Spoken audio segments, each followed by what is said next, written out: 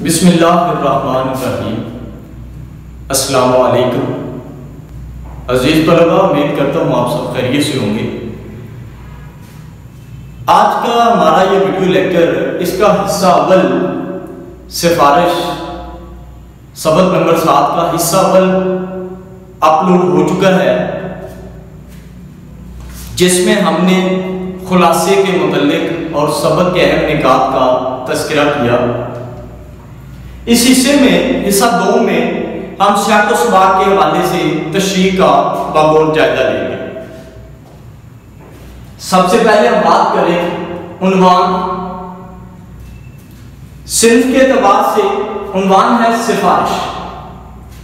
सिंफ के एतबार से है ये अफसाना, मुसन्निफ है इसके अहमद नदीम कासमी। अहमद नदीम कासमी का असल नाम अहमद शाह है। तरक्की पसंद नजरियात इनके थे, जिनकी वजह से इन्हें जेल भी जाना पड़ा। तरक्की पसंद नजरियात थे क्या? तरक्की पसंद तहरीक क्या थी? 1946 के अंदर 1946 में चंद दोस्तों ने मिलकर एक तहरीक का आगाज किया और उनके नजरियात ये थे, उनका ख्याल ये था कि यार ऐसी एक तहरीक हो जिसमें आम बंदे की जिंदगी को, उसके हालात को उजागर किया जाए, उसको माशरे का हिस्सा बनाया जाए, उसको अदब का हिस्सा बनाया जाए, पढ़ा जाए, पढ़ाया जाए कि आम बंदे की जिंदगी है क्या, वो किस तरह से तकलीफ बर्दाश्त करता है, किस तरह से वो माशरे का एक सबसे अदना तरीन रुकन बनकर रह जाता है, सिर्फ किस वजह से कि उसके हालात इतने कोई अच्छे नहीं होते। और इन्होंने फिर अहमद नदीम कासमी के अफसानों के अंदर भी देहाती जिंदगी की काशी हमें मिलती है। दौरे हाजिर के अजीम शायर, कोई इसमें शक वाली बात नहीं है, बहुत कमाल के शायर, और इनकी शायरी हमारे साल अव्वल के जो है ना वो सिलेबस में शामिल है, इम्तिहानी नुक्ता नजर से बड़ी अहमियत रखती है। अजीम अफसाना निगार और बुलंद पाया सहाफी। सहाफत में इन्होंने जो जोर दिखाए, उनमें अमरूज हरफ हिकायत के उन्वान से, ये नाम से लिखा करते थे।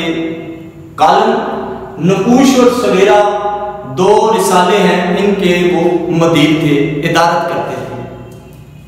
सबक का तारुफ, बाबूजी डॉक्टर अब्दुल जब्बार, अब्बा की आंख, सिफारिश, बाबूजी की कश्मकश, और उसके बाद आंखों में नदामत और इज्ज। माखज़ है इसका कपास का फूल, जो कि मरूजी के अंदर सवाल आपको पूछा जा सकता है कि इस कहानी का माखज़ क्या है। अब हम आगे बढ़ते हैं।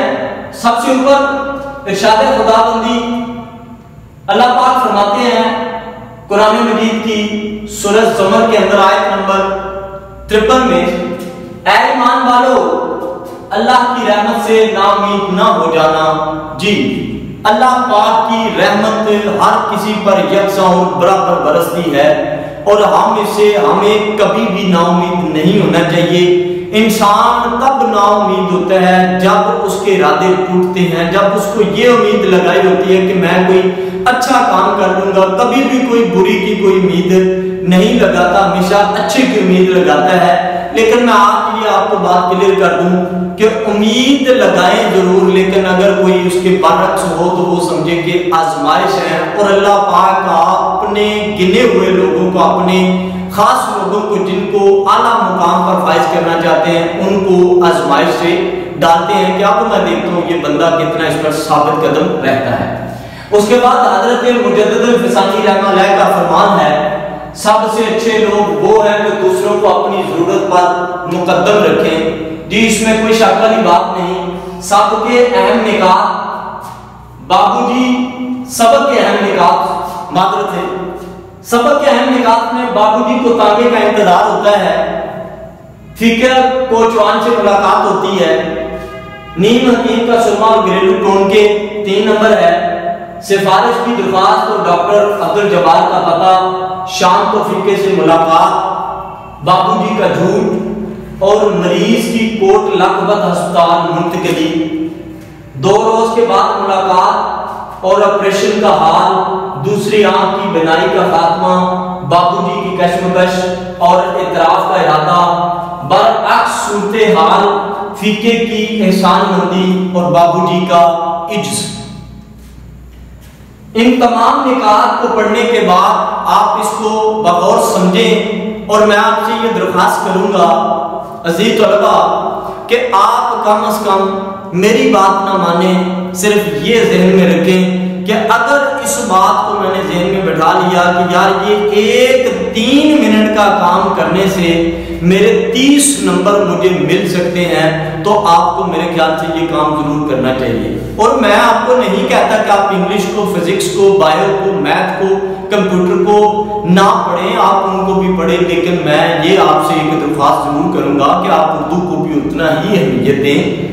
जैसे कि अब इन निकात को आप एक दफा सिर्फ 3 मिनट के अंदर अपनी कॉपी पर जब खुद लिख लेंगे तरतीबवार और आपके ज़हन में ये नक्श उठेंगे, एक तो पूरी कहानी पे आपकी ग्रिप हो जाएगी और दूसरे नंबर पे आप स्याक़ो-सबाक़ लिखने के काबिल होंगे। स्याक़ो-सबाक़ जब आपने लिख लिया, मेरे ख्याल से तशरीह में कोई भी पैरा आएगा तो उन निकात को ज़हन में रखते हुए आप उसकी तशरीह करने के भी काबिल होंगे।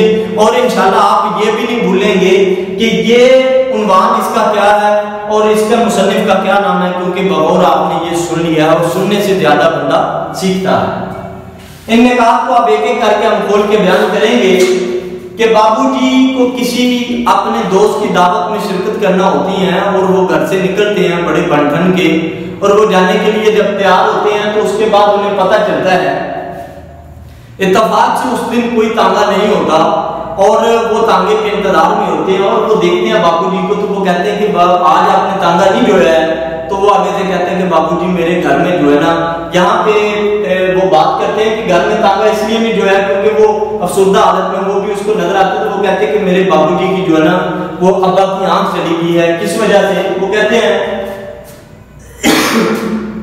फीके ने बताया कि रात को उसके बाबा ने मिस्री शाह एक नीम हकीम का सुरमा लगाया तो तमाम रात तकलीफ में गुजारी। यानी कि तशरीह के एतबार से मैं चीजें आपको बता रहा हूँ कि जब वो बात करेंगे कि भाई बाबूजी ने जो सुरमा दिया था, क्या नाम है, उसके अब्बा जी ने जो सुरमा लिया और उसको सुरमे को आंख में लगाने से हमारे अक्सर ये ऐसे होता है, अब तो ये रिवाज कम हो गया है। पहले बसें लोकल चलती थी और लोकल बस में एक जो है ना वो साहब चढ़ जाते थे अपनी यहाँ पे बैग लेके और वो आके हर किसी को तारफ करवाते थे ये सुरमा है, आंख में लगाने से इससे ये फायदे होते हैं, ये होते हैं, आपकी बीनाई तेज होती है।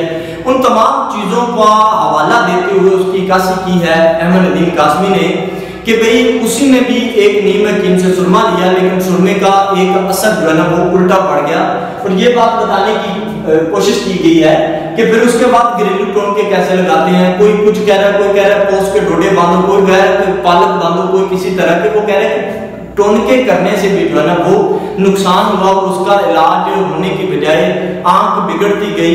फिर उसके बाद उसने सोचा, बाबूजी चूंकि उसको अमीर कराने का एक अच्छा जो है ना वो एक शख्स नजर आता था, उसे पता था कि मैं कोई गरीब बंदा हूं, तांगा जोड़ने वाला, तो ये मेरी कोई ना कोई सिफारिश कर देगा। और इस अफसाने के अंदर यही बात बताई गई है कि किस तरह से हम सिफारिश ढूंढते हैं और सिफारिशों पर जो है ना वो एक गरीब बंदा सिफारिश लेके किस तरह जाता है और फिर उसको किस तरह से दुत्कारा जाता है। ये तमाम चीजों की बातों की काशी की गई है। उसके बाद वो कहता है जब न्यू अस्पताल के बरामदे में जगह मिली, यानी कि अब्बा जी को ले जाते हैं न्यू अस्पताल में, उसको बरामदे में जगह मिल जाती है, लेकिन वो कह रहे हैं कि वार्ड में जगह नहीं मिलती। वार्ड में भी बाद में उसको दाखिला हो जाता है। फिर वो उससे आजिज़ाना एक दरख्वास्त करता है कि आप सिफारिश कर दें, तो वो अपने डॉक्टर अब्दुल जब्बार साहब का पता बताता है। फिर वो उसके पास वो कहते हैं कि नहीं मैं कार्ड पे लिख देता हूँ, डॉक्टर अब्दुल जब्बार साहब फोन कर देंगे। वो ना उनको फोन करते हैं ना उनको सिफारिश होती है किसी किस्म का, खुद अल्लाह पाक के फजल से वो आहिस्ता आहिस्ता काम होते जाते हैं, लेकिन उसको खुद लगता है कि ये सारे काम बाबूजी करवा रहे हैं। बाबूजी ने फिक्के से कहा कि सिफारिश कर दी है, जो कि सफेद झूठ था, और कहने लगा आपकी करम फरमाई से वार्ड में दाखिला तो हो गया, लेकिन अब उन्होंने बाबा को कोल्ड लखपत अस्पताल भेज दिया है। यानी कि तमाम बातों से फिक्के की आंखों में ममनूनियत की नमी थी। उसको नजर आ रहा था कि ये फिक्का जो है ना इन्हीं हालात से गुजार है, और आगे जो है ना वो सिफारिश उसने नहीं भी की, तब भी उसको लग रहा था कि उसने सिफारिश कर दी है। इसके बाद दोनों की 2 रोज बाद मुलाकात हुई और ऑपरेशन का हाल मालूम हुआ, जिससे पता चला कि एक आंख की बिनाई की और दूसरी भी मुतासर हुई। यानी कि उसके बाद उसके अब्बा को अस्पताल दाखिले के बाद ऑपरेशन किया जाता है। ऑपरेशन की जब पट्टी खुलती है तो वो आके फिर वो कहता है कि हमारे घर में तो पिट्स पड़ गई है, एक आंख की बिनाई तो गई थी, जब आंख खुली है तो दूसरी आंख भी चली गई है। इससे ज्यादा और ज्यादा फीका अफसरदा और परेशान हो जाता है। फिर वो डॉक्टर अब्दुल जमाल को फोन करे, वो कहता है कि मैं उसको फोन करूंगा और ये भी वादा करता है कि मैं आपके साथ चलूंगा। फीका 2-2.5 हफ्तों तक नजरों से उतर रहा और उसके बाद मिलने के लिए आया तो बाबूजी इस कश्मकश में थे कि वो क्या मुंह दिखाएगा। इसके जमीन ने से मुलामत की, लेकिन जब वो मिला तो सूरत हाल मुख्तलिफ थी। फीका बाबूजी के शुक्रिया बजाय आने लगा और कहने लगा मैं आपकी, यानी कि इन तमाम बातों में ये बताया गया है कि फीके को पता, बाबूजी को पता था मैंने कोई सिफारिश नहीं की, लेकिन जब फीके का बाबा खुद ठीक हो गया, उसके ऑपरेशन के बाद उसका इलाज अच्छे से हो गया और वो 2-2.5 हफ्तों के बाद मिला तो बाबूजी को लगा कि ये मेरे ऊपर मतलब बरसने आया है, ये मुझे ये कहने आया कि मेरे बाबा ठीक नहीं है, आपने सिफारिश नहीं की, उसका ये काम खराब हो गया, ऐसे हो गया। तो वो नौकर को कहने लगा कि भाई आपने बताया क्यों? क्योंकि अमीर लोग करते ही ऐसे हैं, फिर ये अपने आप को छुपाते हैं, फिर अपने आप को ये नजरों से नजरें मिला नहीं पाते, क्योंकि ये हरकत ऐसी होती हैं कि हम किसी बंदे को दोगलापन अपना दोहरा म्यार अपनाते हैं माशरे के अंदर मुनाफ करना, जिससे इसमें इस सबक के अंदर भी ओवरकोट की तरह यही बताया गया है कि माशरे के अंदर कुछ लोग दोहरा म्यार अपनाते हैं। उसने किया कुछ नहीं था, फिर आखिर में वो उसको एक बरक सूरत हाल का सामना करना पड़ता है। जब फीका कहता है कि बाबूजी मेरे अब्बा को या तो आंख अल्लाह पाक ने दी है और या आपने दी है, मैं आपके किस किस एहसान का बदला चुकाऊं। फीके की आंख में, बाबूजी की आंख में एक नदामत थी और वो अंदर से शर्मिंदा भी था, लेकिन जब उसको ये अल्फाज मिले तो उसने आंखों ही आंखों में फिर दिल ही दिल में ये बात तो सोची जरूर कि मैंने किया कुछ नहीं है, लेकिन फिर भी वो ये बात करता है कोई बात नहीं फीके, कोई बात नहीं फीके। ये बात उनके आखिरी अल्फाज हैं कि कोई बात नहीं, क्योंकि मैं यहाँ पे एक मजाक से ये बात कर देता हूँ कि कोई बात नहीं फीके, मैंने तो किया कुछ नहीं। तो ये तशरीह के एतबार से इन तमाम बातों को आप ज़हन में रखें। जब आप इसको खोलकर बयान करते रहेंगे तो यही आपकी तशरीह होगी।